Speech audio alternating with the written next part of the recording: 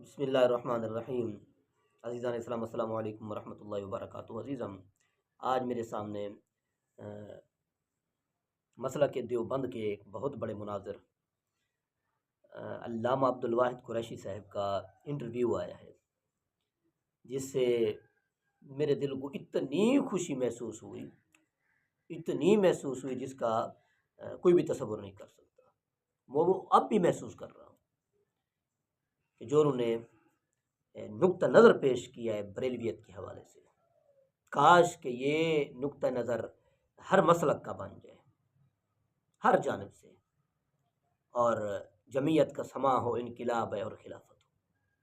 انہوں نے کہا کیا ہے، ان سے جب پوچھا گیا کہ آپ مسلک بریلویت کے بارے میں کیا کہتے ہیں، کیا وہ مشرک ہیں، کیا وہ کافر ہیں، تو انہوں نے بڑے سیدھے اور واضح الفاظ میں کہا کہ ہم بریلویت کو، پورے مسلک کو کافر نہیں کہتے، نہ ہی مشرک کہتے ہیں، نہ ہی کافر کہتے ہیں، نہ ہی مشرک کہتے ہیں۔ یہ وہ والے نہیں ہیں، ٹھیک ہے، ان سے ہمارا اختلاف ہے، لیکن ہم ان پر کوئی فتویٰ نہیں داغتے۔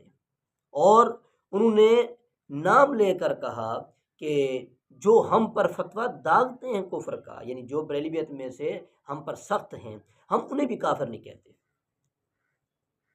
اگر یہ تصور ہر جانب سے پایا جانے لگے نا، خدا کی قسم، دوسرے دن، یعنی اسی دن جمعیت، دوسرے دن انقلاب، تیسرے دن خلافت آئی، یہ جتنے بھی معاملات ہو رہے ہیں یہ سارے کے سارے ختم ہو جائیں گے۔ اسی جمعیت کی تڑپ لے کر میں اپنے رسائل مرتب کر رہا ہوں، اور یہی تڑپ لے کر میں حاضر ہوں۔ کوئی سنے یا نہ سنے، تڑپ ہے وہ نکل رہی ہے سینے سے، اور انشاءاللہ تبارک و تعالی مرتے دم تک رہے گی، اور مرتے دم تک یہ طرف نکلتی رہے گی۔ یہ عدم جمعیت ہی ہے کہ جس کی وجہ سے ہم یہ نظام جھیل رہے ہیں، جس کی وجہ سے آج ہم ذلیل ہیں، مقہور ہیں، مجبور ہیں، لاچار ہیں، کچھ بھی نہیں کر سکتے۔ یہی عدم جمعیت ہی ہے، کیونکہ یہ سیڑھی ہے نا، میں اسے سلم کہتا ہوں۔ جب میں اس پر رسائل مرتب کرتا ہوں، لکھتا ہوں، تو میں اسے سلم کے سیڑھی کی حیثیت دیتا ہوں، اسے میں یہ سیڑھی ہے۔ جب یہ کمزور ہوگی، اس کے زینے کمزور ہوں گے، تو پھر وہ خلافت تو سخت ہے نا، چھت ہے نا، اس تک کیسے پہنچیں گے ہم؟ یہی ذریعہ اوپر جانے کا۔ تو بھائی اس طرح کے معاملات ہمیں روا رکھنے چاہیے کہ جو ہمیں بھائی چارے کی طرف لے کر جائیں، رواداری کی طرف لے کر جائیں۔ ٹھیک ہے، اختلافات ہیں، آپ اپنے اختلافات رکھیں، کون روکتا ہے آپ کو؟ اور اختلاف ختم ہو بھی نہیں سکتے، جی ہاں، ہو بھی نہیں سکتے،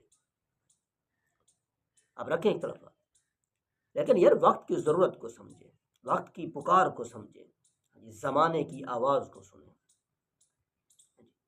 محبوب علیہ السلام کے روزے سے ایک آواز آ رہی ہے، اگر دل ہے تو اسے بھی سنیں کہ کیا آواز آ رہی ہے۔ اور صحابہ کی جو قبریں ہیں، ان سے کیا آواز آ رہی ہے۔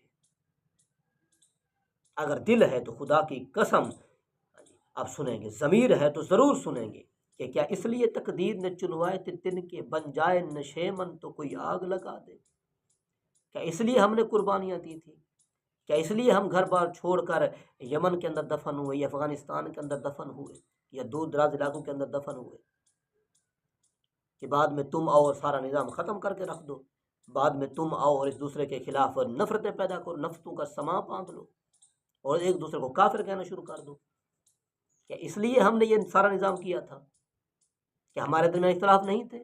بالکل تھے، لیکن ساتھ میں بھائی چارہ بھی تھا۔ تمہاری طرح عدم برداشت کا ہمارے اندر مادہ نہیں تھا، برداشت والی صفت تھی۔ کہ اس لیے تقدیر نے چنوائے تھے تن کے، خدا کی قسم ضمیر ہے تو یہ آواز ضرور سنیں گے۔ تو میں خوش ہوں ان کے اس بیانے پر۔ یہ بیانیہ اہل حدیث کے ایک بہت بڑے عالم انہوں نے بھی دیا تھا، مولانا عمر صدیق نے، کچھ عرصہ قبل، تب بھی میں نے اس کا اظہار کیا تھا، اور آج بھی کر رہا ہوں۔ اللہ تبارک و تعالی دوسروں کو بھی توفیق دے کہ وہ ان کی جانب یہی بیانیہ رکھیں۔ باقی رہا وہ عبارات والا معاملہ، تو انشاءاللہ تبارک و تعالی اس پر بھی میں آؤں گا، اور ان کو بھی میں انشاءاللہ حل کروں گا، اللہ تعالیٰ نے مجھے زندگی دی تو، اور میں ان کے پاس خود جاؤں گا، یہ جتنے بھی اس حوالے سے متشدد ہیں ان کے پاس خود جاؤں گا، وہ عبارات لے کر، اور پھر ساتھ میں بڑے بڑے حوالے لے کر، کثیر کتب لے کر، کہ یار اس طرح کے معاملات پہلے بھی تھے، آج نہیں ہیں، لیکن ان کے دور کے اندر تو خلافت تھی، تمہارے دور کے اندر کیوں نہیں ہے؟ مانتے تو تم ان کو ہو، انہی کو ہو، ہاں ان جیسی تمہارے اندر وہ رواداری کیوں نہیں ہے؟ ان جیسا تمہارے اندر صبر کیوں نہیں ہے؟ ان جیسی تمہارے اندر برداشت کیوں نہیں ہے؟ انشاءاللہ تبارک و تعالی میری کب سے یہ تڑپ ہے، لیکن ابھی وہ ذرائع اتنا میرے پاس نہیں ہے کہ میں اس جانب کوئی اقدام کر سکوں، لیکن انشاءاللہ تبارک و تعالی میں اس جانب بڑھوں گا، تاکہ امت جو ہے وہ امت اسلامیہ، امت اجابت، وہ ایک سانچے میں ڈھل کر کے متحد ہو کر کے پرامن رہے، اور دنیا کو بھی سکون کی چھت میسر ہو، اور وہ تب ہی ہے جب جمعیت ہوگی، انقلاب ہوگا اور خلافت ہوگی۔ اللہ تبارک و تعالی ہمیں ایک ہو کر رہنے کی توفیق عطا فرمائے، اور ہم سب کو انما المؤمنون اخوۃ کو سمجھنے کی توفیق عطا فرمائے، اور نفس واحدہ کے مفہوم کو سمجھ کر کے پھر اس کے مطابق آگے عامل بننے کی توفیق عطا فرمائے۔